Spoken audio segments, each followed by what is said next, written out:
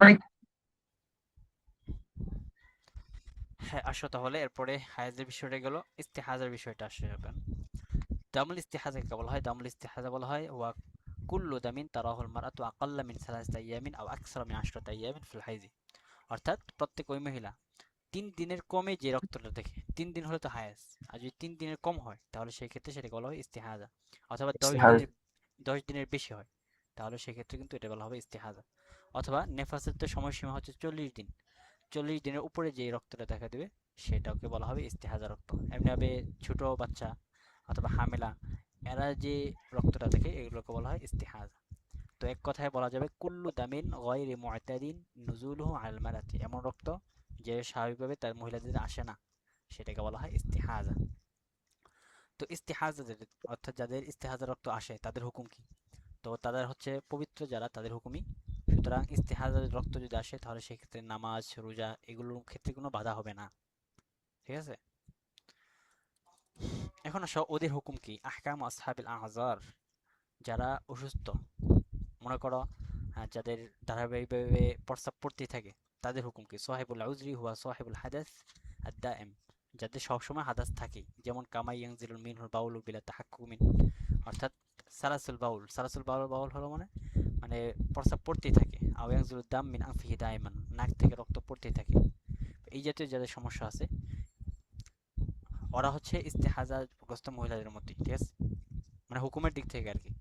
অর্থাৎ ওয়াকফিহিম উদুউন ওয়াহিদুন ফি ওয়াক্তি কুল্লি সলাতিন মাফরুদাতিন, অর্থাৎ আমাদের মতে প্রত্যেক ফরজের জন্য নির্দিষ্ট একটা সময়ে তার একটা উজুই তার জন্য যথেষ্ট হয়ে যাবে। ধরো এখন আসরের নামাজ, আসর আজান দিল না আমাদের এখানে, তো এই আসরের নামাজের জি। জন্য সে যে উজু করলো, এই উজুর মাধ্যমে সে মাগরিব আগ পর্যন্ত যত ইচ্ছা নফল ফরজ যত ইচ্ছা পড়তে পারবে। ওয়াইসাল্লুনা বিযালিকাল উযু ফিল ওয়াক্তি মা শাউ মিনাল ফরায়েদ আদান কদান ওয়া কাযা নওয়াফিল। এরপরে যখন এই আসরের সময়টা বের হয়ে যাবে তখন কিন্তু তাদের উজুরটা বাতিল হয়ে যাবে, আবার নতুন করে মাগরিবের জন্য উজু করে নামাজ পড়তে হবে। বুঝছো? এটা হচ্ছে আসহাবুল জি। আজার, সাথে সাথে দামিল ইস্তেহাজা যাদের হয় তাদের হুকুম। এরপর আসে দামুন নিফাস। দামুন নিফাস কাকে বলা হয়? হুয়া দামুল খারিজ মিন রাহিমিল মারআতি আকিবাল উইলাদা। উইলাদা মানে সন্তান প্রসবের পর মহিলার রেহিম থেকে যে রক্তটা বের হয় সেটাকে বলা হয় দামুন নিফাস। তো দামুন নিফাসের সর্বনিম্ন কোনো সময় নেই, সর্বোচ্চ সীমা হচ্ছে 40 দিন। অর্থাৎ 40 দিন ওনাদের সাধারণত এই রক্তটা আসে। তাহলে এখানে 3 প্রকার দম গেল, রক্ত গেল: দামুল হাইজি, দামুল ইস্তিহাবা, এরপরে হচ্ছে দামুন নিফাস। দামুল হাইজের সর্বনিম্ন সময় হচ্ছে 3 দিন, সর্বোচ্চ সময় হচ্ছে 10 দিন। দামুল ইস্তিহাজার হচ্ছে 3 দিনের কমে 10 দিনের বেশিতে, অথবা নিফাসগ্রস্ত মহিলাদের জন্য 40 দিনের বেশি। আর দামুন নিফাসের সর্বনিম্ন কোনো সীমা নেই, 40 দিন হচ্ছে সর্বোচ্চ সীমা। এই তো বিষয়, ঠিক আছে? এই পর্যন্ত তাহলে তার আলোচনা শেষ হলো। বিষয়গুলো বুঝে আসতেছে তো না? মানে দ্রুত পড়ার কারণে, কারণ হলো এ তো জানাই আমাদের। হ্যাঁ পড়ে আসছে একবার, এই কারণে দ্রুত বলতেছি। এরপর আসো কিতাবুস সালাত। তো সলাতের শাব্দিক পারিভাষিক অর্থ, সলাতের শাব্দিক হচ্ছে আদ-দুআউ, পারিভাষিক হচ্ছে আফআলুন মাখসুসাতুন মুফতাতাহাতুন বিত-তাকবীর মুখতাতামাতুন বিত-তাসলিমি। এই ফরজ সলাতটা কি? as-সালাতু ফারদু আইনিন আলা কুল্লি মুসলিমিন মুকাল্লাফিন, অর্থাৎ এই সলাতটা প্রত্যেক মুসলমান মুকাল্লাফ ব্যক্তির জন্য ফরজ। সুতরাং যদি এই সলাত সম্পর্কে কেউ করে অস্বীকার করে তাহলে কিন্তু সে কিন্তু কাফের হবে। এখন আসো 5 ওয়াক্ত নামাজের সময় থেকে শুরু হবে। হ্যাঁ, আসুবহ সকাল হবে তুলু আল ফাজরের সাদিক, ফাজরের সাদিক উদিত হওয়ার মাধ্যমে, শেষ হবে শুরুক শামসি। জোহর হচ্ছে জাওয়াল শামসি মিন ওয়াসতি সামাই, শেষ হবে হচ্ছে ইয়াসিরা জিল্লু কুল্লি শাইইন মিসলাইহি, বিস্তারিত আলোচনা করে আসছো তোমরা। দুই মিছিলের প্রত্যেকটা জিনিসের ছায়া 2 মিছিল হওয়া পর্যন্ত। আসর হচ্ছে ইযা কানা জিল্লু শাইইন মিসলাইহি, আর আসরের শেষ সময় হচ্ছে গুরুব শামসি। মাগরিব হচ্ছে গুরুব শামসি, আর মাগরিব শেষ হলো যাহাবু শাফাক। শাফাক বলতে আল হামরাতুল্লাতি, ওই লাল দাগ, ওই লাল রং, তাজহারু ফিস সামাই, যেটা আসমানের মধ্যে প্রকাশ পায় মাগরিবের পরে। এরপর হচ্ছে আয়েশা, এশা শুরু হচ্ছে গিয়াবুশ শাফাক, আর শেষ হয় হচ্ছে তুলু আল ফাজার। এই হলো সময়সীমা 5 ওয়াক্ত নামাজের। এখন আসো নামাজের সময়ের কিছু মোস্তাহাব সময় আছে, প্রত্যেকটা নামাজের কিছু মোস্তাহাব সময় আছে। তো যেমন ফজরকে ইসফার করে পড়া, ফর্সা করে পড়া, এটা মুস্তাহাব। এরপরে জোহরকে ইব্রাত করে পড়া, ইব্রাত মানে ঠান্ডা করে পড়া, একটু দেরিতে পড়া গ্রীষ্মকালে। এরপরে আসরকে বিলম্ব করে পড়া, তার যে সময় শুরুটা আছে তার থেকে একটু বিলম্ব করে পড়া যাতে করে সূর্যটা হলুদ বর্ণ হয়ে যায়। মানে হলুদ বর্ণ হওয়ার আগে আসরটাকে পড়া। এরপরে মাগরিবকে দ্রুত পড়া, যেন আজান এবং ইকামতের মাঝখানে 3 আয়াত পড়া যায় এই পরিমাণ সময় থাকে, অথবা একটা সাধারণ পাওয়া যায়, মানে জিলসায় খাফিফা, একটু বসলা এরপরে সাথে সাথে নামাজটা শুরু করে দিলাম।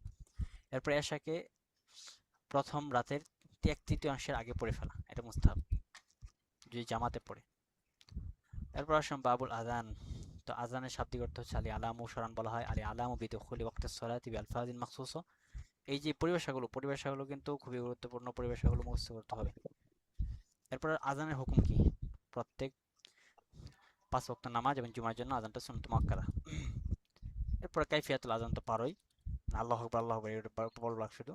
আর ফজরের আজানের মধ্যে শুধু আসসালাতু খায়রুম মিনান নাওম বলা। এরপর আজান এবং একামতের মধ্যে কি মুস্তাহাব? আইয়াতামা হালাফিল আজান, আজানের মধ্যে একটু ধীরে ধীরে যাও, আর ইকামতের ক্ষেত্রে দ্রুত বলা। এরপরে আজান এবং ইকামত দেওয়ার সময় কিবলামুখী হওয়া, যখন হাইয়া আলাস সালাহ হাইয়া আলাল ফালাহ বলা হয় তখন ইয়ামিন এবং শিমালে ঘোরা। এরপরে আজান ইকামত দেওয়া পবিত্রতা অবস্থায়। এরপরে তার দিবারটা পড়বা। এরপর আসো বাবু শুরুত সালাত, নামাজের জন্য শর্ত কি? 1 নম্বর শর্ত হচ্ছে দুখুল ওয়াক্তি, সময় প্রবেশ করা। এই যে নামাজের বাহিরে ভিতরে 13 ফরজ, তাই না? নামাজের বাইরে 7 ফরজ, জি। নামাজের ভিতরে এই ফরজগুলো বলবো। 6 ফরজ। হ্যাঁ, দুখুল ওয়াক্তি সময় প্রবেশ করতে হবে। এরপরে আর তহারত পবিত্রতা হতে হবে, লজ্জাস্থান ডাকতে হবে। এরপরে হচ্ছে নিয়ত করতে হবে। 5 নম্বর হচ্ছে কিবলামুখী হওয়া। এটা যদি আমাদের পরিভাষায় বলো তাহলে হলো গিয়ে কি বলে এটা, পবিত্র হওয়া, সতর ডাকা, ওয়াক্ত মতো নামাজ পড়া, নামাজের নিয়ত করা, নামাজের নিয়ত করা। কিবলামুখী হওয়া, নামাজ পড়া, এই 5টা। এরপর আসো আল আহওয়ালুল্লাতী লা ইশতারাতু ইসতিকবালুল কিবলা। কিছু হালত আছে, কিছু অবস্থা আছে যেখানে কেবলার দিকে অভিমুখ হওয়া শর্ত হবে না। 1 নম্বর হলো ইদা খাফাল মুসাল্লি মিন আমরিন ক্বাদ ইয়াদুররু, যদি মুসল্লি এমন কোনো বিষয়ে আশঙ্কা করে যে তাকে যাতে ক্ষতি করবে, তাহলে সেক্ষেত্রে কেবলার দিকে অভিমুখ হওয়া শর্ত হবে না। 2 নম্বর হচ্ছে যে এমন অসুস্থ সে কেবলামুখী অভিমুখী হতে পারছে না, তাহলে সেক্ষেত্রে তার জন্য কেবলামুখী হওয়া শর্ত হবে না। এরপর দেখো, যদি কোনো ব্যক্তির উপর কেবলামুখী অভিমুখ হওয়ার ক্ষেত্রে ইস্তিবাহ হয়ে যায়, অর্থাৎ কোনটা কিবলা এটা যদি করতে না পারে, সুবা থেকে। হ্যাঁ, তার ইস্তিবাস হয়ে যায়, অর্থাৎ সন্দেহ হয়ে যায় এদিকে কিবলা না এই দিকে কিবলা, এবং এক্ষেত্রে কোনো আলামত না থাকে, তাহলে সেক্ষেত্রে ইজতিহাদ করবে। সে ইজতিহাদ অনুযায়ী সে নামাজ পড়বে। ইজতিহাদ করতে হবে, বুঝছো? যদি কেউ ইজতিহাদ না করে আবার ঠিক হয়, তারপর কিন্তু নামাজ হবে না। এইগুলো শুরুতো সলা। এখন আসো আরকানুস সলা। শারতুস শাই খারিজুস শাই, মানে কোন জিনিসের শর্ত এটা হচ্ছে তার বাহিরের অংশ। আর রুকনুস শাই দাখিলুস শাই, রুকনুস শাই বলতে কোন দেশের রুকন এটা হচ্ছে তার ভিতরে জিনিস। যেমন এখানে দেখো রুকনুস শাই দাখিলুস শাই, এখানে যে রুকনগুলো বলা হয়েছে সব হচ্ছে আমাদের ভিতরে জিনিস। তাকবীরাতুল ইহরামে কায়মান, তাকবীরে তাহরিমা বলা, কিয়াম দাঁড়ায়া নামাজ পড়া, রুকু করা, সেজদা করা। এরপর আল জিলসাতুল আখিরা শেষ বৈঠক, এটা যেটা আখের বৈঠক। তাহলে আমাদের মতো বলতে পড়া তাকবীরে তাহরিমা বলা, দাঁড়ায়া নামাজ পড়া, কেরাত পড়া, রুকু করা, সেজদা করা, আখেরি বৈঠক। এটা হচ্ছে 6টা। নুরানি নুরানি পদ্ধতি পড়া। হ্যাঁ, এরপর আসো নামাজের জন্য ওয়াজিব কি? নামাজের ওয়াজিবগুলা। 1 নম্বর হচ্ছে ফাতিহা পড়া, এরপরে প্রথম তাশাহুদে বসা, শেষ বৈঠকে তাশাহুদ পড়া। 4 নম্বর হচ্ছে বেতন নামাজে কুনুত পড়া, জেহেরি কেরাতে জেহেরি করা, সিরি কেরাতে সিরি পড়া। এর হচ্ছে 5টা হচ্ছে ওয়াজিব। এখন আসো, যদি কোনো ব্যক্তি নামাজের রুকনগুলো পরিত্যাগ করে তাহলে কিন্তু তার নামাজটা বাতিল হয়ে যাবে। আর যদি কোনো ব্যক্তি ওয়াজিব তরক করে, তো ওয়াজিব তরক করার ক্ষেত্রে কিন্তু নামাজটা সহি সহি হয়ে যাবে। যদি সে ইচ্ছাকৃতভাবে তরক করে তাহলে আবার বাতিল হয়ে যাবে, নামাজকে পুনরায় আদা করতে হবে। আর যদি অনিচ্ছাকৃত করে তাহলে কিন্তু নামাজটা বাতিল হবে না। এরপর নামাজের তাহসে সুন্নত। যাইতে হবে। হ্যাঁ, নামাজের সুন্নত রফউল ইয়াদাইনি, 2 হাতকে কান বরাবর উঠানো, এরপরে ডান হাতকে বাম হাতের উপর রাখা, ইয়ের সময় আর কি, হাত বাঁধার সময়। এরপরে তাকবীরাতুল ইন্তেকাল, এক এক থেকে এক জায়গা থেকে দাঁড়ানো থেকে রুকুতে যাওয়ার সময় তাকবীর বলা, রুকু থেকে সেজদা যাওয়ার সময় তাকবীর বলা। এরপর রুকু এবং সেজদায় তাসবিহ পড়া, এগুলো সব সুন্নত। এরপরে শেষ বৈঠকে হুজুর সাল্লাল্লাহু আলাইহি ওয়াসাল্লামের দুরূদ পড়া, শেষ বৈঠকে হুজুর সাল্লাল্লাহু আলাইহি ওয়াসাল্লামের পড়ে দোয়া পড়া, এই সবগুলো সুন্নত।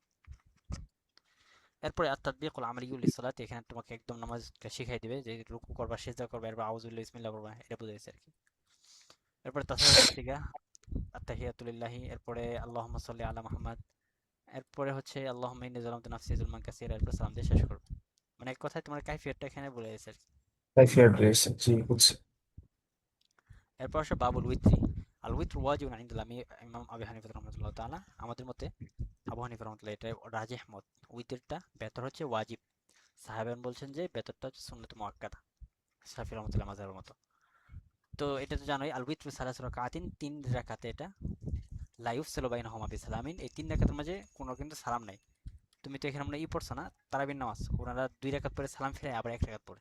যে আবার আবার পরে এই প্রথম হ্যাঁ, প্রথম দিন অবস্থা খারাপ হয়ে গেছে। আরে তোমার অবস্থা খারাপ হয়েছে, আমি তো মানে গত বছর পড়েছি, তারাবির নামাজ পড়েছি এক জায়গায়। তো প্রথম দিন যে হয়েছে, বাবু শাহরিয়া হেফসখানা আছে একটা, চিনো? বাবু শাহরিয়াতে, না, হ্যাঁ হ্যাঁ, ইয়াতে না ওই যে, হ্যাঁ বুঝতে পারছি, গেছিলাম। বাবু শাহরিয়া একটা হেফসখানা আছে, ওই হেফসখানার পাশে একটা মসজিদ আছে, একজন উস্তাদের মসজিদ। তো ওখানে আমি হেফসখানায় পরে থেকে নামাজ পড়েছি প্রথম দিন। তো আমি তো বেতর পড়েছি, আমার হলো আচ্ছা। শেষ 4 রাকাত ছিল। তো 8 রাকাত পরে, তো 4 রাকাত একজন পড়েছে আর 4 রাকাত আমার ছিল, 12 রাকাত পরে। তো শেষ 4 রাকাত বা 6 রাকাত আমার ছিল। তো 4 রাকাত শেষ করার পর আমি বেতর পড়েছি আমাদের মতো করে।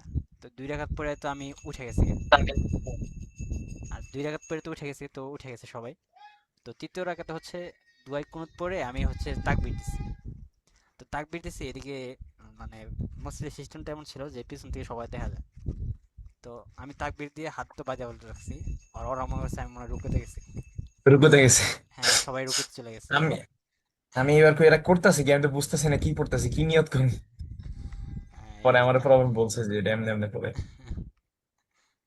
ওরা হলো যে 2 সালাম পড়ে এরপরে সালাম ফেরা, এরপরে 1 রাকাতকে আলাদা করে। আবার আবার আবার এক রাকাত আলাদা পড়ে, হ্যাঁ। হুম, এটা সিস্টেম। শাফি মাযহাবের অনুসারে আর কি, অনুযায়ী আর কি এটা। এরপর আসো সলাতুল জামাআতি ওয়াল ইমামাতি, জামাতের নামাজ এবং ইমামতের নামাজ। তো জামাতের সাথে নামাজ পড়া এটা সুন্নাতে মুআক্কাদা, কেউ কেউ বলছেন যেটা ওয়াজিব। জামাতের নামাজ পড়ার ক্ষেত্রে কমপক্ষে 2 জন লাগবে, একজন ইমাম আর একজন তার সাথে থাকবে, চাই সেটা মসজিদের মধ্যে হোক অথবা ঘরের মধ্যে হোক। তো ইমামের ক্ষেত্রে কাকে অগ্রবর্তী করা হবে? যে আল আলামু বিসুন্নাহ, যে সুন্নাত সম্পর্কে জানে, তাকে সর্বোচ্চ, মানে অনেক মানুষ আসছে এর মধ্যে অনেকে বেশি জানে। তো এদের মধ্যে থেকে নির্ধারিত করা হবে আল আলাম বিসুন্নাহ, এদের মধ্যে থেকে দেখা হবে সুন্নাত সম্পর্কে কে বেশি জানে। সবার সুন্দরতা আজকে তেলাওয়াত সবারই সুন্দর হয়, তো সুন্নাত সম্পর্কে কে জানে তাকে আগে বাড়িয়ে দেওয়া হবে। এরপরে আল আকরাউ লিকিতাবিল্লাহি তাআলা, আল্লাহর কিতাব যে বেশি পড়ে। এরপরে আল আর আওরা, যে সবচেয়ে বেশি বুজুর্গ। অর্থাৎ এই জাতীয় মসজিদ, হাযা কুল্লুহু ইযা লাম ইয়াকুন লিল মাসজিদি ইমামুন রাতিবুন মুআয়্যানুন, এই তারতিবটা হবে যখন মসজিদের মধ্যে কোনো নির্দিষ্ট ইমাম না থাকবে। ফাইদা ইযা উজিদাল ইমামুর রাতিব ফাহুয়া আহাক্কু বিল ইমামাতি মুতলাকান, আর যদি ইমাম পাওয়া যায় তাহলে সেক্ষেত্রে তো তিনিই হকদার। এখন দেখো কার ইমামতটা মাকরুহ, যেমন জাহেল ব্যক্তি, এরপরে সাহিবুস সুমআতি সাইয়্যা, মন্দ প্রসিদ্ধওয়ালা লোক, এরপরে মুবতাদি, বিদআতকারী, ফাসেক, এদের পিছনে নামাজ পড়া মাকরুহ। এমনিভাবে মহিলাদের পিছনেও কিন্তু ইক্তেদা করা জায়েজ হবে না, ঠিক আছে? এখন আসো তারতিবুস সুফুফ ফিস সালাত, আমাদের মধ্যে সফ বা কাতারের তারতিবটা কি হবে? তারতিবটা সহজ, প্রথমে পুরুষটা দাঁড়াবে, এরপর সিবিয়ান দাঁড়াবে, এরপর হচ্ছে নারীরা দাঁড়াবে একদম শেষ কাতারে। এরপর আসে ইমামুল মুফতারিদ লিল মুতানাফিল, মুতানাফিল ব্যক্তির পিছনে মুফতারিদের প্রতি ইমামতি। তো এটা তো জায়েজ নাই, লা ইয়াজুজু লিমান ইউসাল্লিল ফারদা আইয়াতাম্মা বিমান ইউসাল্লিন নাফিলাতা ওয়ালা মা ইউসাল্লি ফারদান বিমান ইউসাল্লি ফারদান আখর। অর্থাৎ ওই ব্যক্তির পিছনে নামাজটা জায়েজ নাই যে ব্যক্তি ফরজ পড়তেছে, সে ইমামতি করবে নফল নামাজের, বুঝছো? আইয়াতাম্মা বিমান ইউসাল্লিন নাফিলাতা, অর্থাৎ এক ব্যক্তি নফল নামাজ পড়ছে, তো তার পিছনে তুমি ইক্তেদা করলা, তাহলে কিন্তু নামাজটা সহিহ হবে না।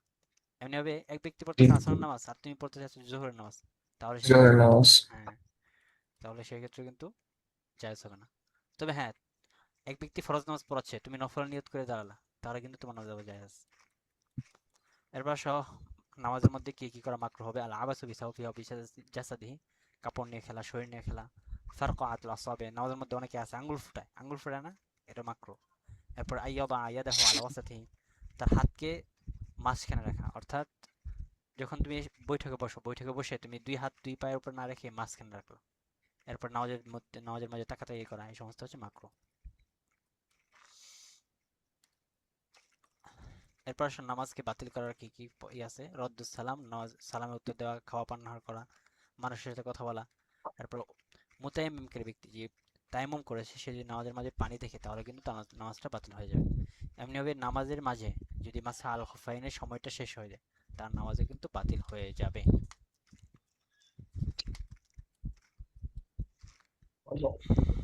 এরপরে সোহাইবে তারতিবের একটা মাসাল নিয়ে আসছে।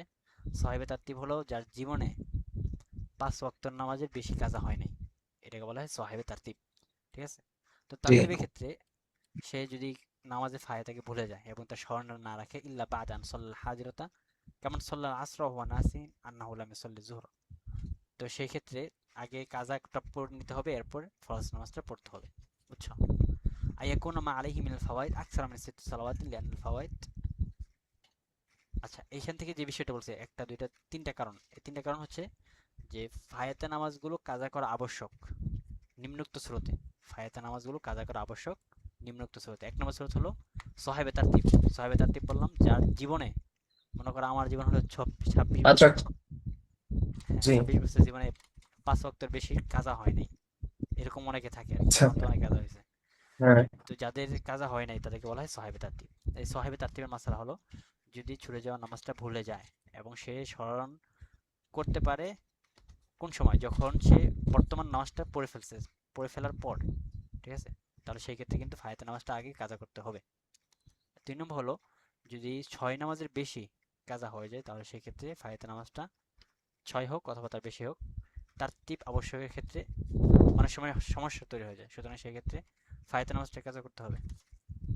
এরপরে যদি আইয়াদি ওয়াক্তু সালাতুল হাদির ওয়া ইয়াখাফ ইন সাল্লাল ফাইদা ইয়াফুত ওয়াক্তুল হাদিরাতি ফায়াজিব আলাইহি হিনাইজিন ইয়াকদ্দিমুল হাদিরাতা সুম্মা ইয়াকুল ফাইদাতা। অর্থাৎ এখন যদি তুমি ফায়েতে নামাজ পড়তে যাও তাহলে দেখা যাবে যে এখন যে নামাজের সময় চলতেছে এই নামাজের অক্তটা চলে যাবে, ইয়াদি কমন কি সংকীর্ণ হয়ে যাবে, পড়তে পারবা না। যদি এই আশঙ্কা থাকে যে ফায়েতে নামাজগুলো পড়লে বর্তমান যে নামাজ সেটা আবার কাজা হয়ে যাবে, সুতরাং সেক্ষেত্রে ফায়েতে নামাজ না পড়ে এই নামাজটা পড়তে হবে। ওয়াক্তের নামাজ পড়তে হবে। এরপর আসো বাবুল ওয়াক্কাতিল্লাতি, ওই সময়গুলো যেই সময়ের মধ্যে নামাজটা পড়া মাকরুহ। তো এগুলো জানো, তিনটা সময় আছে। একটা তুলু শামসি ইলা আন তারতাফিআ, সূর্য হুম। উদিত হওয়ার সময়, সূর্য যখন মাথার উপরে থাকে, ওয়াক্তা জহিরা দ্বীপ প্রহরের সময়, এরপর হচ্ছে সূর্য অস্তমিত হওয়ার সময়। এই 3 সময় নামাজ পড়া মাকরুহ, মাকরুহে তাহরিমি। এরপর আসো বাবু সালাওয়াতিল মাসনুনা, সুন্নাত নামাজগুলো। তো সুন্নাত নামাজগুলো এগুলো তারতিব অনুযায়ী দিছে। সুন্নাত মুআক্কাদা হচ্ছে রাকাআতান ক্বাবলা সালাতি সুবহি, তারপর আবার রাকাআতান ক্বাবলা সালাতি যুহরি, রাকাআতানি বাদা সালাতি যুহরি। এটা তো জানো, এখানে এই পড়তেছি না। হুম, থাক। হ্যাঁ, পরে এরপরে সবই তো আসো, জানা এগুলি, আমি শুধু মানে দেখতেছি এগুলো। এরপর আসো বাবু সুজুদি সাহবি। তো সেজদায় সাহু কোন কোন হালতে দিবা? সেজদায় সাহু হচ্ছে সুজুদি সাহু ওয়াজিবুন ফি হালাতি জিয়াদাতি ফিল ওয়াজিবাতি আল আরকান। অর্থাৎ কোন একটা ওয়াজিব কাজে তুমি, নামাজের মধ্যে তো ওয়াজিবগুলো গেল না, এই ওয়াজিবের মধ্যে জিয়াদতি করো অথবা রুকুনের মধ্যে জিয়াদতি করো, এই অবস্থায় সেজদায় সাহু আবশ্যক হবে। ওয়ান নুকসান ফিল ওয়াজিবাত লা ফিস সুনান। এমনিভাবে ওয়াজিবাতের ক্ষেত্রে যদি কোনো নুকসান আসে, কমতি আসে, তাহলে সেই ক্ষেত্রে সেজদায় সাহু আবশ্যক হবে, লা ফিস সুনান, সুনানের মধ্যে নয়। فإذا زاد المصلي في صلاة ركنا أو واجبا أو نقص منها واجبا فعليه أن يسجد للسهو وجوبا ولا يعيد ما نقص من واجبات। অর্থাৎ যদি রুকন অথবা ওয়াজিব এগুলো কোনো নামাজের মধ্যে বৃদ্ধি করে ফেলে তাহলে সেই ক্ষেত্রে তার উপর সেজদা সেওয়াটা আবশ্যক। তো এই ক্ষেত্রে দেখো কি কি দিছে, কিছু উদাহরণ দিছে। ইজা জাদাল মুসাল্লি ফি সালাতি ফিআলাম মিন জিনসিহা, ইজা রাকা রুকুআইনি, অর্থাৎ এক নামাজেই দুইটা রুকু করছে, প্রথম রাকাতে দুইটা দুইটার রুকু করে ফেলে। করছে, হ্যাঁ, অথবা সেজদা করছে তিনটা, তাহলে সেই ক্ষেত্রে তার উপর সেজদা সেওয়া আবশ্যক হবে।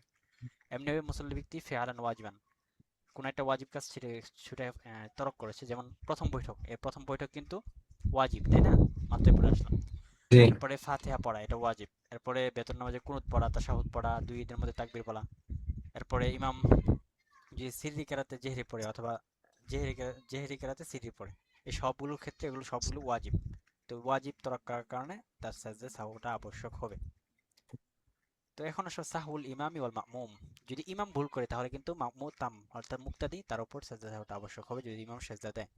এখন যদি মুক্তাদি ভুল করে তাহলে মুক্তাদি ভুলের কারণে কিন্তু ইমামকে সেজদা দিতে হবে না, এমনি এমনিভাবে মুক্তাদিকেও সেজদা দিতে হবে না।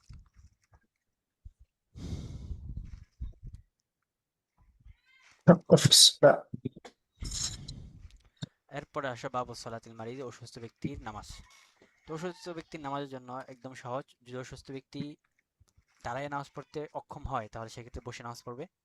যদি বসে নামাজ পড়তে অক্ষম হয় তাহলে সেক্ষেত্রে ইশারা নামাজ পড়বেন। আউমা আবি রাসিহি, বুঝছেন? এক কথায় বসে নামাজ, যদি দাঁড়িয়ে অক্ষম হয় তাহলে বসে, বসে অক্ষম হলে শুয়ে নামাজ পড়বে মাথার মাধ্যমে ইশারা করে। আর যদি মাথার মাধ্যমে ইশারা করতে না পারে তাহলে সেই ক্ষেত্রে নামাজকে বাদ দিবে আর কি। চোখের মাধ্যমে ইশারা করে এরপরে নামাজ পড়া এটা কিন্তু ঠিক না, ঠিক আছে? এরপরে বাবু সিজদা সুজুদ তিলাওয়াত, তেলাওয়াতে সেজদার নামাজ। তেলাওয়াতে সেজদার নামাজ এটা কোরআন শরীফের 14 জায়গায় আছে, যেখানে এই আয়াতগুলো পড়লে ওয়াজিবুন আলা মান ক্বারা আয়াত সাজদাতিন আও সামিআহা, যে ব্যক্তি পড়বে এবং শুনবে উভয়ের জন্য সেজদা দেওয়া আবশ্যক। যদি এটা নামাজ জামাতের নামাজে কেউ কোনো ইমাম সেজদার আয়াত তেলাওয়াত করে, তাহলে সেক্ষেত্রে ইমাম সাথে সাথে মামুমও কিন্তু তার সাথে সেজদা দিবে। এবং এই আয়াত তেলাওয়াতের আয়াত সেজদার আয়াত যদি একটা আয়াতই বারবার একই মজলিসে তাকরার করে, তাহলে সেই ক্ষেত্রে একটা সেজদাই যথেষ্ট হবে। তো এই তেলাওয়াতের সেজদার পদ্ধতি কি? আল্লাহু আকবার বলবে, দুন আয়ার ফায়াদাহি, আল্লাহু আকবার বলে হাত উঠাবে না, আল্লাহু আকবার বলে এরপরে সেজদা যেরকম নামাজের মধ্যে দেয় এরকম সেজদা দিবে, অতঃপর আল্লাহু আকবার বলে মাথা উঠাবে, শেষ। সেরকম তার মধ্যে তাশাহুদ নাই, সালাম নাই, কিচ্ছু নাই। এরপর আসে বাবু সলাতুল মুসাফিরি, মুসাফিরের নামাজ। তো মুসাফিরের নামাজ দ্বারা উদ্দেশ্য হলো যে কোনো একজন মানুষ يقصد الإنسان مكانا يبعد عن مكان إقامته مسيرة 3 أيام ولياليها بالسير المتوسط بالإبل। অর্থাৎ কোনো মানুষ তার যে নিজের জায়গা, তার নিজের বাসস্থান, এই বাসস্থান থেকে 3 দিন 3 রাতের দূরত্বে কোনো একটা যাওয়ার ইচ্ছা করছে। তো এই 3 দিন 3 রাত কিভাবে গণনা করা হবে? ধরো একটা উট স্বাভাবিকভাবে মধ্যম ধরনের চলার মাধ্যমে যেভাবে চলতে পারে, এরকম 3 দিন 3 রাতের দূরত্ব যদি কোনো ব্যক্তি যাওয়ার ইচ্ছা করে, তাহলে সেক্ষেত্রে তার ক্ষেত্রে সফরের বিধিবিধান প্রয়োগ হবে। তো হানাফিয়াদের মতে এটা হচ্ছে 120 কিলো, 120 কিলোমিটার। জমহুর ফুকারা এটা বলছেন যে 80 কিলোমিটার। ঠিক আছে? তো মুসাফির ব্যক্তি যেগুলো 4 রাকাত বিশিষ্ট নামাজ, সেক্ষেত্রে 2 রাকাত নামাজ পড়তে পারবে। জোহর, আসর, এশা এগুলোর মধ্যে 4 রাকাত নামাজ, সুতরাং এক্ষেত্রে শুধুমাত্র মাগরিব ফজর পুরোটাই পড়বে, আর জোহর, আসর, এশা এগুলোর মধ্যে 2 রাকাত করে পড়বে। তো মুসাফির ব্যক্তির জন্য নফল বা রুবাই ফরজ, হ্যাঁ, কোনো কোশ্চেন নেই।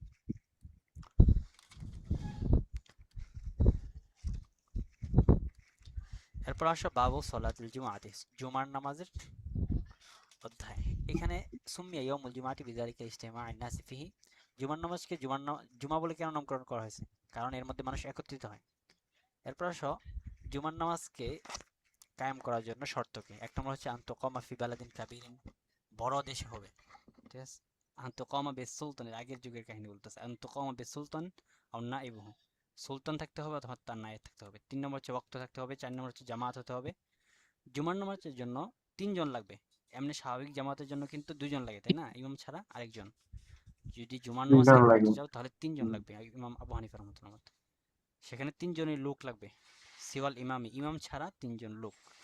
সাহেবাইন বলেন যে ইসনানি সিওয়াল ইমাম, ইমাম ছাড়া 2 জন। 5 নম্বর লাগবে আল খুতবা, খুতবা লাগবে নামাজের পূর্বে, খুতবাটা শর্ত হবে বিহাদরতি জামাআতিন তারামাতুল ইমাম। এই 5টা শর্ত যদি পাওয়া যায় তাহলে সেক্ষেত্রে কিন্তু জুমার নামাজ পড়তে পারবা।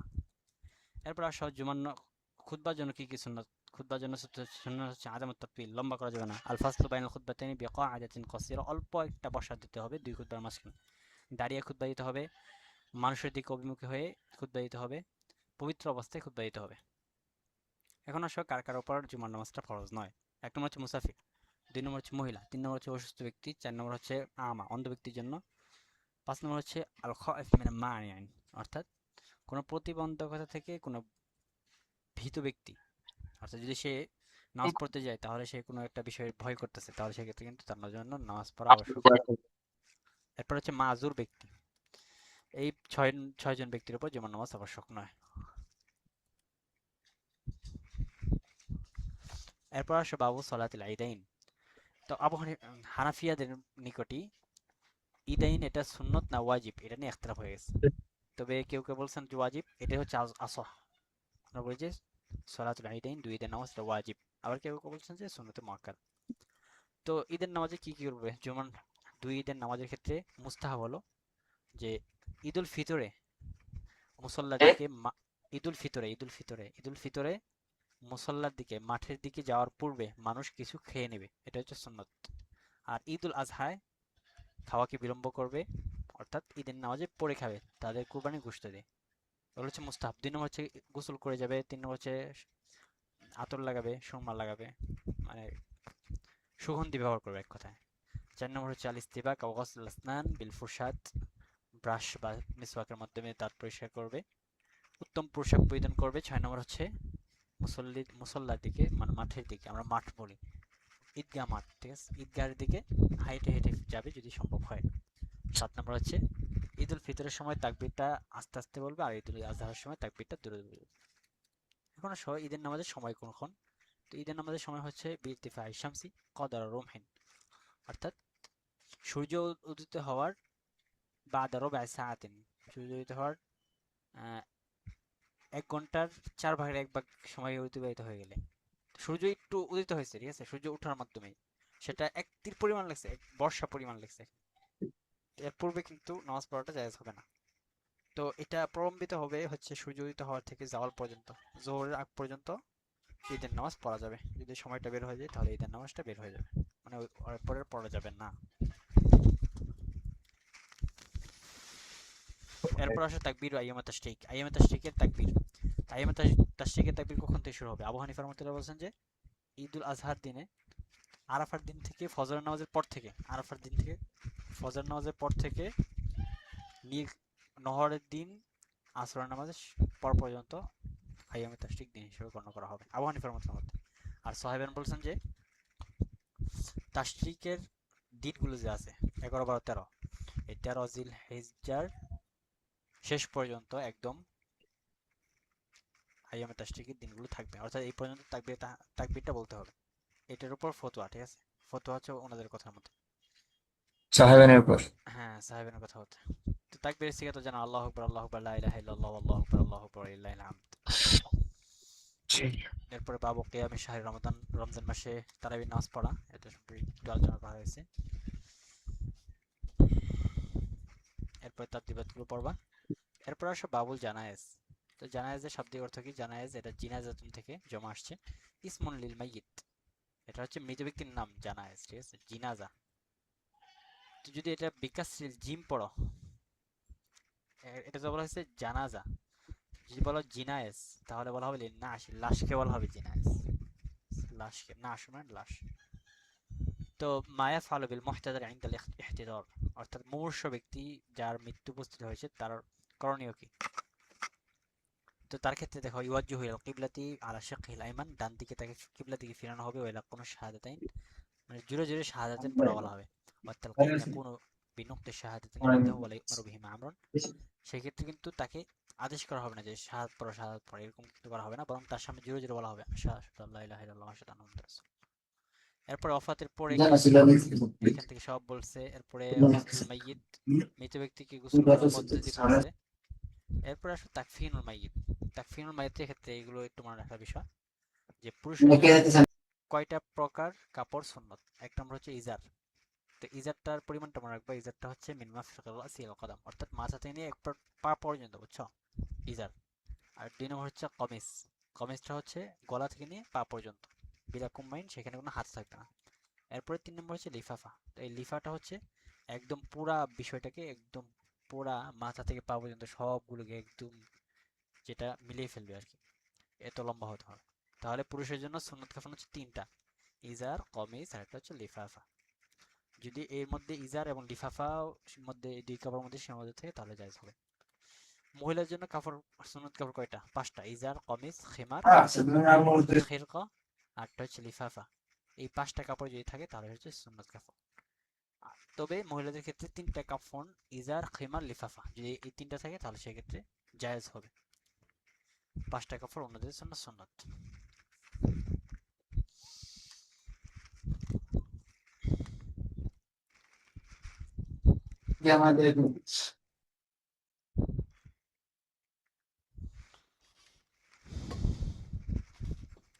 এরপর আসো কিতাবুজ যাকাত। এখানে জাকাতের শাব্দিক অর্থ হলো, একটা পারিভাষিক অর্থ হলো, এই শব্দগুলো মনে রাখবো। জাকাতের শাব্দিক অর্থ তাহারাতু ওয়ান নামাউ, পরিভাষা বলা হয় তামলিকু জুজইন মাখসুসিন মিন মালিন মাখসুসিন লিশাখসিন মাখসুসিন। এটা হচ্ছে জাকাতের পারিভাষিক সংজ্ঞা, এই সংজ্ঞাটা মুখস্থ করে ফেলবা। এরপর হুকমুজ যাকাত। তো জাকাতটা ফরজ, এটা সবাই জানে, আতু যাকাত আল্লাহ রাব্বুল আলামিন বলেছেন। এখন আসলে জাকাতটা কার উপর ফরজ? 1 নম্বর ব্যক্তি হলো মুসলিম হতে হবে, মুকাল্লাফ হতে হবে। 2 নম্বর হলো নিসাব পরিমাণ মালিক হইতে হবে। 4 নম্বর শর্ত হলো যে এই মালটা আইয়াকুন আল মালু আল্লাযী ইয়ামলিকুহু যায়িদান আন হাজাতিল আসলিয়া, অর্থাৎ তার এই মালটা তার মৌলিক চাহিদার উপর, তার মৌলিক প্রয়োজনের উপর অতিরিক্ত হতে হবে। 5 নম্বর শর্ত হলো আইয়াকুন হাযাল মাল, এই মালের উপর 1 বছর পরিপূর্ণ হতে হবে। এই 5টা শর্ত যদি পাওয়া যায় তাহলে সেই ক্ষেত্রে কিন্তু তার উপর যাকাত আবশ্যক হবে। জাকাত ওয়াজিব হবে। হুম। এখন আসো কোন কোন মালের উপর যাকাত আবশ্যক হয়। এখানে 5টার কথা বলছে, বাহিমাতুল আনআম, ইবলি ওয়াল বাকার ওয়াল গানাম, এই 3 প্রকার প্রাণীর চতুষ্পদ জন্তুর উপর। এরপরে যাহাব, ফিদ্দা, এরপরে আরুদ তিজারা, ব্যবসায়িক যে আসবাবপত্র আছে তার উপর যাকাত আবশ্যক হবে। জুরু পণ্য। সিমার, ফসল ফলাদি, ফল ফলাদি, এগুলো যেগুলো আছে এগুলোর উপর যাকাত আবশ্যক হবে। এরপর যাকাতুল আনআম, প্রথম যে প্রকার ছিল যাকাতুল আনআম, চতুষ্পদ জন্তুর মধ্যে ইবিল, বাকর, গনাম। তো ইবিল, বাকর, গনামের জন্য 2টা শর্ত। 1 নম্বর হচ্ছে আন তাকুনা সাইমাতান, সেটা সাইমা হতে হবে। সাইমা মানে মুক্তাফিয়াতুন বিররাইল মুবাহ আল্লাযী লা ইউকাল্লিফু সাহিবাহু শাইআন আকসার আম, অর্থাৎ সাইমা দ্বারা উদ্দেশ্য হলো সে নিজে নিজে চড়ে ঘাস খাইতে পারে। এখানে সাহেবের জন্য, সাহেবুল বাহিমার জন্য কোনো কষ্ট করতে হয় না। এটা হচ্ছে সাইমা দ্বারা উদ্দেশ্য। 2 নম্বর যে শর্ত সেটা হচ্ছে আন তাকুনা লিকাসদি দাররি ওয়ান নাসল, অর্থাৎ এই বাকর, ইবিল, গনাম এগুলোকে নিতে হবে দুধ গ্রহণের জন্য, অথবা জন্ম, এইগুলো থেকে দুধ ই করা যায়, দুধ দহন করা যায়, সাথে সাথে দহন করা যায়। হ্যাঁ, এরপরে এগুলো থেকে ওরা সন্তান প্রসব করে। এই 2টা যদি শর্ত পাওয়া যায় তাহলে সেক্ষেত্রে জাকাত আবশ্যক হবে। তো প্রত্যেকটার নেসাব কতটুকু এটা বলবে। তো দেখো, প্রথম হচ্ছে ইবিল। ইবিলের ক্ষেত্রে নেসাব কতটুকু। ইবিল হচ্ছে ইদা মালাকাল মুকাল্লাফ খামসা মিনাল ইবিলি ইয়াজিবু আলাইহি শাতুন সানিয়ুন ওয়া যাকাত, অর্থাৎ যদি কোনো ব্যক্তি 5টা উটের মালিক হয় তাহলে সেক্ষেত্রে তাকে একটা বকরি দিতে হবে। ইয়াজিবু আলাইহি শাতুন, ঠিক আছে। 5টা হলে একটা বকরি, 10টা হলে 2টা বকরি, 15টা হলে 3টা, 20টা হলে 4টা, এভাবে চলতে থাকবে একদম। এরপর আসে বাকরের ক্ষেত্রে। গরুর ক্ষেত্রে জাকাতের পরিমাণ কতটুকু। তো যদি গরু 30টা হয়, ব্যবসায়ী গরু যদি 30টা হয় তাহলে সেক্ষেত্রে একটা তাবিয়া দিতে হবে। একটা তাবিয়া মানে যেই গরুর বাচ্চার বয়স 1 বছর এরকম একটা তাবি দিতে হবে যদি 30টা হয়, ঠিক আছে। এরপর জি। আসে জামুস। জামুস মানে হচ্ছে মহিষ। মহিষের নেশাব কতটুকু। মহিষ হচ্ছে যদি 40টা হয়, মহিষ যদি 40টা হয় তাহলে সেক্ষেত্রে একটা বকরি দিতে হবে। এরপর আসো গনাম। গনাম মানে হচ্ছে যে বকরি যেগুলো আছে, গনাম যদি 120টা পর্যন্ত পৌঁছায়, একটা 120-এর ক্ষেত্রে হচ্ছে একটা বকরি। এরপরে 200 গেলে, যদি 199 পর্যন্ত হচ্ছে একটা বকরি। যদি 200 মধ্যে পৌঁছে যায় 201, তাহলে সেক্ষেত্রে আবার 2টা বকরি দিতে হবে। এরপর আসো মায়েজ। মায়েজের ক্ষেত্রে, আচ্ছা, মায়েজ আর দন এগুলো নেশাব এবং উজুরের ক্ষেত্রে একই, সেগুলো 120-এর ক্ষেত্রে, গনামের ক্ষেত্রে, ঠিক আছে। গনাম আর মায়েজ এগুলো হুকুম একই, 120টা, 120টার ক্ষেত্রে একটা। যদি 200 উপরে হয়ে যায়, 201টা, তাহলে কিন্তু আবার 2টা বকরি দিতে হবে। আর যদি বকরি টকরি এগুলো না পায় ওই রকম বয়সের, তাহলে সেক্ষেত্রে কিমত পরিশোধ করে দেবে। এরপর আসো বাবু জাকাত ফিদ্দা। ফিদ্দার পরিমাণ কতটুকু। ফিদ্দার পরিমাণ জানো 200 দিরহাম। যদি 200 দিরহামের কেউ মালিক হয় তাহলে সেক্ষেত্রে জাকাত দিতে হবে। জাকাতটা ভাগ করবে হচ্ছে 2.5 হিসেবে। এরপরে বাবু জাকাত যাহাব। তো স্বর্ণের ক্ষেত্রে জাকাত দিতে হবে 20 দিনার হলে। আমরা বলি 20 মিসকাল, তাই না। 20 মিসকাল মিনাল যাহাব, 20 মিসকাল, যেটার জি। পরিমাণ হয় 85 গ্রাম। যদি 85 গ্রাম স্বর্ণের কেউ মালিক হয় এবং সেই ক্ষেত্রে 1 বছর পরিপূর্ণ হয় তাহলে সেক্ষেত্রে কিন্তু তার উপর জাকাত আবশ্যক হবে। এরপর আসো বাবু জাকাত আরুজ। আরুজ মানে আসবাবপত্র। আসবাবপত্রের জাকাতটা কি আবশ্যক। তো আসবাবপত্র জাকাতের ক্ষেত্রে, আসবাবপত্র জাকাতের ক্ষেত্রে বের করবে হচ্ছে ইউকাউমিত তাজির হাযিল আশিয়া আল্লাতী ইয়াতাজারু ফিহা বিমা হুয়া আনফাউ লিল ফুকারা ওয়াল মাসাকিন সুম্মা ইয়াখরুজু মিনহা আয-যাকাত বিমিকদারি রুবুইল আশর ইযা বালাগাত নিসাব ওয়া হুয়া কিমাতু 85 গ্রাম মিনাল যাহাব, অর্থাৎ তার ব্যবসায়িক আসবাবপত্রর সব মিলিয়ে দাম যদি এই যে স্বর্ণের দামে হয় 20 মিসকাল স্বর্ণ বা 85 গ্রাম স্বর্ণের মূল্যের পরিমাণ হয়, এই পরিমাণ নেশাব হয়, তাহলে সেক্ষেত্রে 2.5 দিয়ে কি করবে, ভাগ দিবে না, নাকি গুণ দিবে। 2.5 দিয়ে হ্যাঁ, হ্যাঁ, 2.5 দিয়ে ভাগ দিবে না, নাকি গুণ দিবে। মানে এক কথায় যদি ধরো 1 তাই লাখ তো টাকা দিবে, কোন থাকে, দিবে কেন? হ্যাঁ 1 লাখ টাকা থাকে, 1 লাখ টাকার মধ্যে সে হলো, 2.5% দিবে না? হ্যাঁ 2.5 তাই তো দিয়ে ভাগ। ভাগ দিবে। হুম। এরপর আসে বাবু জাকাতি জুরু ওয়া সামার। জুরু এবং সিমারের ক্ষেত্রে জাকাত। তো এই ক্ষেত্রে হানাফিয়াদের মধ্যে ইখতিলাফ আছে যে জুরু এবং সিমারের ক্ষেত্রে কতটুকু পরিমাণ জাকাত দিতে হবে। আবু হানিফার টু মতে পয়েন্ট ফাইভ পার্সেন্ট মানে কি? 40 100 ভাগে 40 ভাগ না? একশো ভাগের তাহলে ভাগ। 1.5 ভাগ না। ঠিক আছে।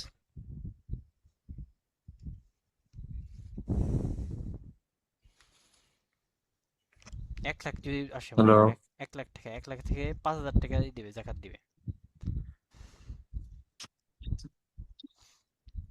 জিরো এবং সিমার এগুলোর ক্ষেত্রে আবু হানিফা রহমতুল্লাহ বলছেন যে ফি কালিলি মা আখরাজাতুল আরদু ওয়া কাসীরু আল আশর। 1 লাখ টাকাতে? 1 লাখ টাকা যদি আসে তাহলে সেই ক্ষেত্রে 5,000 টাকা দিবে জাকাত। দেখো তুমি এই যে ভাগ দিবে না, তো ভাগ দাও। দাঁড়াও আমি তোমার ভাগ দিয়ে দেখাই। 1 লাখ, একক, দশক, শতক, হাজার, অযুত, লক্ষ। 1 লাখ ভাগ 2.5।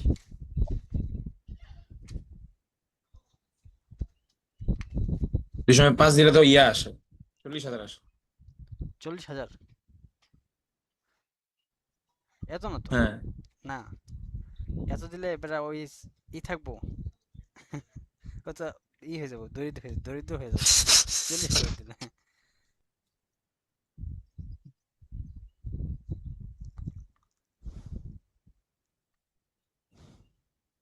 আচ্ছা এটা একটু দেখে তাহলে দেখুন। কি বলছেন? 1 লক্ষ ভাগ আচ্ছা। 2.5। আর আচ্ছা এই রেপোর্টটা শেষ করি, আমার আচ্ছা এখানে ভাই, মিটিং অফ হয়ে যাবো, থাক হ্যাঁ আজকে তো। থাকবে। আর কয় পৃষ্ঠা আছে? বেশি নাই তো, শেষ করে ফেলি এনে। হ্যাঁ। 11 পৃষ্ঠা হয়েছে, আর দশ না তিরিশ না, পৃষ্ঠা থাক। আগে এমনি আগের ডে বাকি আছে, ওগুলো পড়তে হবে। কারো একটা একটা স্টেশনে যাই। সমস্যা নেই, থাক, কালকে শেষ করবো। আমার এমনি আগেগুলি পড়তে হবে। একটা স্টেশনে যাই, আচ্ছা। যে স্টেশনটা এই যে তুমি তো হাফেজ তাই না, হাফেজ মাসারফিস মাসারিফের জাকাত। জাকাত, জাকাতের স্থানগুলো কোথায়? তো এই যে এখান থেকে আয়াতটা শিখে রাখবা, তাহলে এই মাসারিফের জাকাত, এক নম্বর হচ্ছে ফকির, 2 নম্বর হচ্ছে মিসকিন, মানে এদেরকে জাকাত দেওয়া যাবে। আল আমিলুন আলাইহা আল মুআল্লাফাতু কুলুবুহুম। এরপর আছে রিকাব। এরপর হচ্ছে গরিম, গরিম মানে হচ্ছে যে ঋণ গ্রহীতা, ঋণগ্রস্ত, ফি সাবিল, আল্লাহ রাস্তায়। এরপর ইবনে সাবিল। এই মোটামুটি 8 প্রকার লোকদেরকে জাকাত দেওয়া। বিসাবিল। হ্যাঁ, বিসাবিল। এই 8 প্রকার জাকাত হচ্ছে, 8 প্রকার লোক হচ্ছে তাদেরকে জাকাত দেওয়া হবে।